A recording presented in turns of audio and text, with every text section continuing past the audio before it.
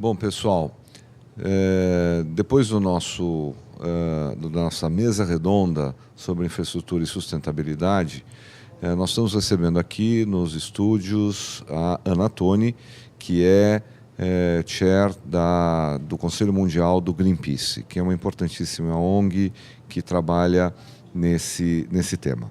O debate foi extremamente simpático, construiu ideias, construiu caminhos, e aí eu queria saber da Ana o que você entende que é o papel das empresas, dos diversos atores sociais, dos governos nesse debate. O que é que você espera e o que o Greenpeace espera de todos nós?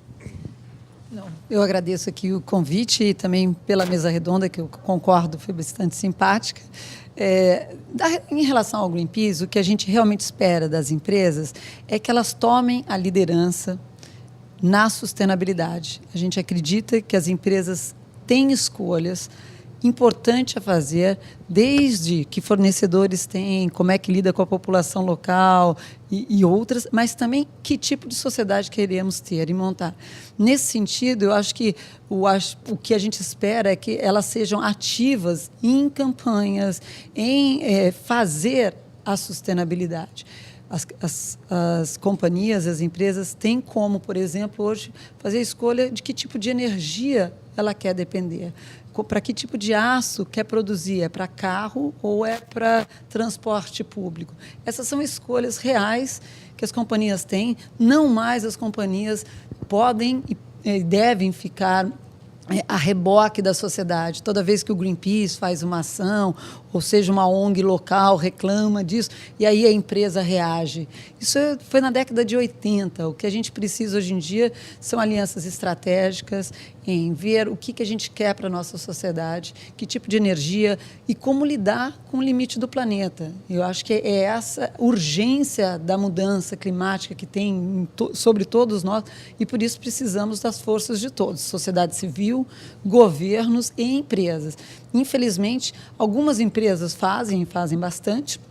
Acho que muitas das empresas, ainda bem, estão muito mais preocupadas de como fazer os seus próprios produtos, né? O como, que tipo de produção elas têm, mas ainda estão muito tímidas em rever que tipo de sociedade a gente tem, como é que a gente vai lidar desde pobreza extrema no Brasil ou no mundo, né, até com a mudança climática. Elas ainda estão muito tímidas, a reboque, esperando que saia uma regulamentação do governo, um acordo da ONU, e a gente acha que elas têm liderança para tomar uma atitude em relação a isso.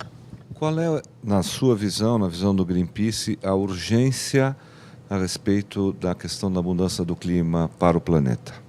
Bom, mais urgente impossível, né? Já sabemos que já estamos aí consumindo 5 planetas, né? Sabemos que a população vai crescer.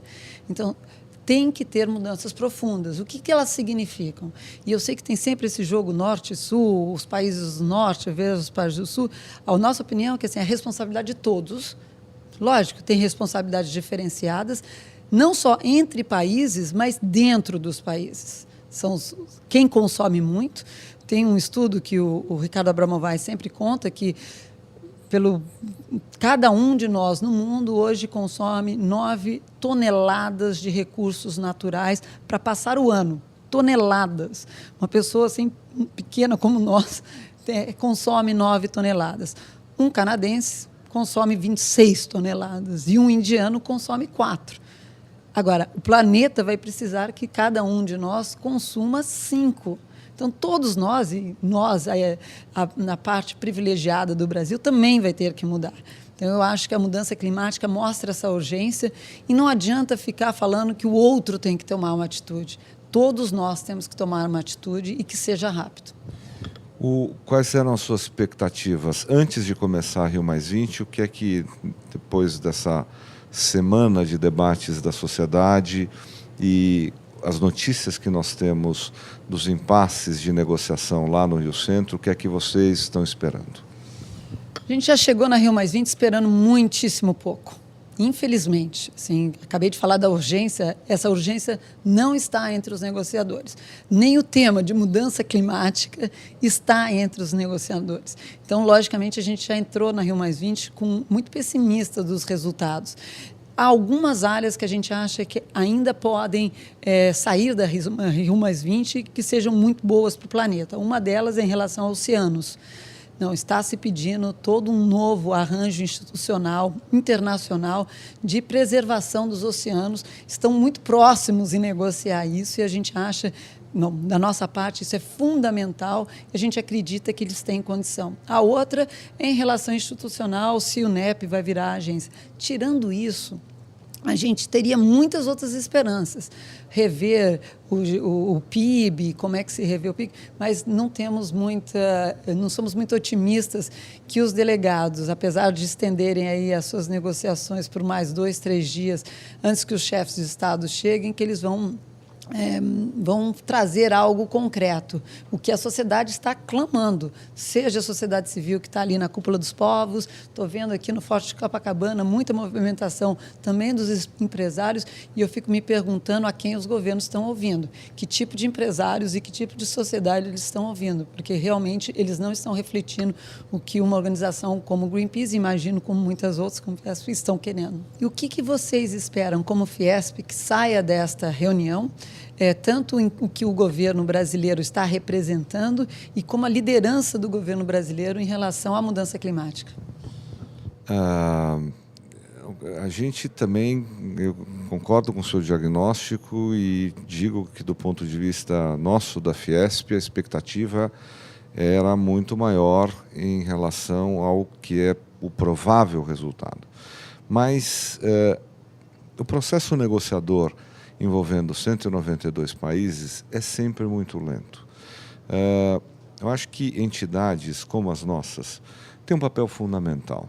O Greenpeace é uma entidade que é uma espécie de consciência ambiental do planeta, em conjunto com muitas outras.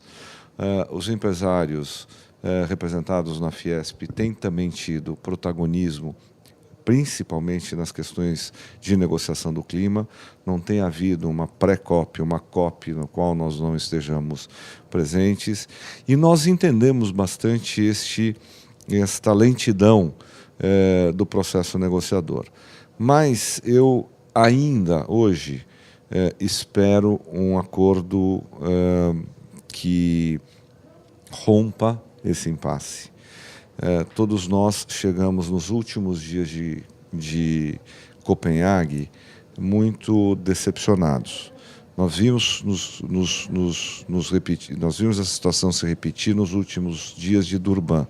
E nas duas conferências, eu acho que houve avanços importantes do ponto de vista de engajar os países e dar diretrizes aos países comuns, que depois eles transformam em disciplinas nacionais, e aí obrigam a todos, obrigam aos cidadãos, obrigam às indústrias, obrigam governos em todos os outros níveis, obrigam todos os empresários, enfim, obrigam a todos nós em cada um dos países. Eu acho que a Rio+20 é uma oportunidade enorme, e a expectativa é até maior, eu acho, do que antecedeu Copenhague. Eu não olharia aqui ainda, não tendo começado a cúpula presidencial e sabendo que nós vamos passar por um momento de 3 dias de reunião do G20, eu não olharia, e entendendo a dinâmica dessas negociações, eu não olharia com total desalento. Pode ser que isso aconteça, pode ser que o pior aconteça, pode ser que nós voltemos aqui daqui a 3, 4 dias, 5 dias, enfim, no final da semana que vem, com gosto amargo do fracasso na boca. Mas eu ainda tenho esperança, porque eu acho que os países, a consciência está dada por todos nós. Como eu disse lá no debate, não há, do ponto de vista nosso, da Fiesp, nenhuma dúvida que a gente vê em outras partes do mundo a respeito da gravidade do problema da mudança do clima, não há climacéticos entre nós, aqueles que lideramos o processo na entidade, e o sentido de urgência está colocado. Então, eu te diria que, do ponto de vista, e agora terminando, do ponto de vista do governo brasileiro, o que eu tenho visto é uma preocupação como país anfitrião em equilibrar situações que são aquelas que elas são, né? Nós temos países com mais disposição, países com menos disposição, países com muitos interesses. O Brasil pertence a um grupo negociador chamado G77, que inclui os grandes países produtores de petróleo. Obviamente, eles têm um racha forte dentro dessa negociação. Então, agora, o que mais, é a última frase, te garanto, o que mais me causa preocupação nesse processo é a timidez de compromissos de Estados Unidos e de União Europeia. Realmente, esses países estão para trás. Nesse sentido, assim, também me causa assim, essa timidez, eu ainda colocaria mais do que timidez, essa falta de coragem em ter a liderança que deveriam ter os Estados Unidos e mesmo a comunidade europeia, que está mostrando em alguns outros lados. Agora, eu esperava muito mais o governo brasileiro. Eu acho que o que aconteceu no Brasil logo antes da Rio+20, que foi o Código Florestal, que foi aí os incentivos, as compras de carro, demonstra essa falta também de liderança nacional. Então, eu espero que eles me surpreendam e você esteja absolutamente certo e que o Brasil não fique ao nível que o mundo espera do Brasil. Queremos e podemos. Não precisamos que os outros países se mexam para a gente poder se mexer. Sabemos que tem esse consenso nacional aqui e o mundo espera da gente. E eu, como brasileira, estando numa organização internacional, percebo isso muito claramente. São países como o Brasil e outros no Sul que hoje em dia têm que ter essa liderança. Não pode se esperar isso só do Norte. Temos que cobrar dos países do Norte, mas a liderança tem que vir dos países do Sul cada vez mais. Eu acho que a liderança já está com os países do Sul. Eu acho que, desde o processo de Copenhague, nós sabemos perfeitamente que Copenhague é um acordo no capítulo do clima que foi desenhado por Brasil, Índia, China e África do Sul. Todos nós sabemos, a imprensa internacional noticiou isso amplamente, que o presidente Obama, e eu ainda espero que o presidente Obama saia do México ao final da reunião do G20 e voe 8 horas para o Rio de Janeiro. Nós sabemos que esse acordo foi feito por esses 4 países, mais o presidente Obama, naquela ocasião, e ele representou um avanço concreto, que inclusive dá o framework que nós construímos em Durban. Agora, voltando para a política doméstica, eu acho que assim, quer dizer, o Brasil também tem o seu conflito de interesses. Tem as diferentes opiniões dentro da sociedade brasileira, diferentes interesses dentro da sociedade brasileira. Mas esse é um país que, com a sua matriz energética, sua política de conservação de florestas, sua política social, que fez com que nos últimos 10 anos nós deixássemos de ter um triângulo exprimindo a nossa composição social, passou a ser um losango, né? Nós temos um achatamento da base e uma elevação de padrão de vida. Eu acho que o Brasil é modelo mesmo. Agora, a diplomacia brasileira tem que ser cautelosa como país anfitrião, no sentido de tentar chegar a um acordo, né? De tentar construir um acordo, porque não adianta contentar os grupos que querem ir mais para frente quando a gente está vendo isso. Quer dizer, não só os países produtores de fontes fósseis, eu não vou ficar só falando de produtores de petróleo. Aqui é a Colômbia, dos maiores produtores mundiais de carvão, a fonte de maior emissão de gases de efeito estufa. Tá? Aqui é um país amigo do Brasil, tantos outros países, a África do Sul também, que é do Basic, tem grande produção de carvão. Acho que a diplomacia brasileira é qualificada o suficiente para saber como ela tem que se comportar. Temos que olhar outras autoridades, no sentido, e eu acho que aqui o governo tem dado mostras de que está impulsionando essa negociação para a gente sair com um acordo importante. E o papel aqui de todas essas entidades, todas essas manifestações da sociedade, na hora que as delegações começarem formalmente a chegar, e os chefes de Estado, a partir da semana que vem, eu acho que eles vão sentir o peso do Brasil. Tomara que você esteja certo, mas assim, o último relatório do PNUMA mostra que realmente, assim, do que a gente avançou de 92 para 2012, foi muitíssimo pouco. Então, apesar desse otimismo, e a urgência está cada vez maior. Então, eu acho que, por mais que eles avancem, eu acho que não ainda vai corresponder ao que a gente precisa, e por isso, cada um de nós, na capacidade que temos que agir para além do que vai ser negociado. E eu acho que é isso que eu espero que Fiesp, no seu legado, se junte a organizações ambientalistas como o Greenpeace, assine sim o desmatamento zero, tenha sim, ajude na revolução energética, porque vai depender de ações também como essas. E eu acho que isso que a gente espera nessa parceria.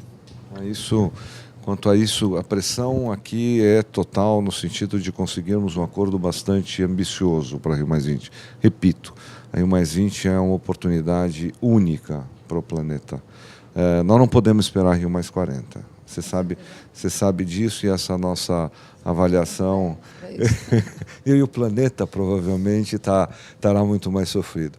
Ana, muito obrigado por sua presença aqui no estúdio da Fiesp e por nós termos assumido o compromisso lá naquele debate de estarmos juntos e iniciarmos um diálogo e um trabalho conjunto entre o setor empresarial e o Greenpeace, que é provavelmente a mais importante e maior organização ambientalista do planeta, no sentido de estabelecer um diálogo e propor ações comuns. Muito obrigado. Muito obrigado pelo convite.